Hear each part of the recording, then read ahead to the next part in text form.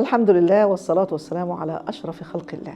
النهاردة نتكلم عن أنواع نسك الإحرام. أول نوع نتكلم النهاردة عن الإفراد. يعني إيه إفراد؟ يعني هحج بس، يعني مش هعمل معايا لا عمرة ولا هذبح، لأني ما دخلتش نسكين في نسك، ما دخلتش عبادة على عبادة. عبادة الحج بس إن أنا بطلع بعمل حاجة اسمها طواف القدوم.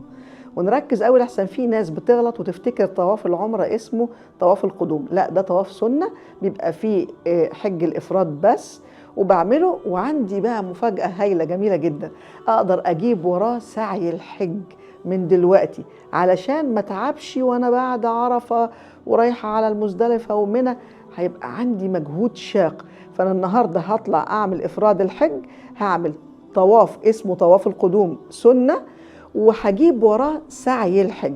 يبقى فاضل لي طواف الإفاضة بعد عرفة إن شاء الله أخلصه، ويبقى الأمر سهل بالنسبة لي، ويبقى حاجتي ميسرة ومن دلوقتي وأنا بصحتي أعمل سعي الحج معايا.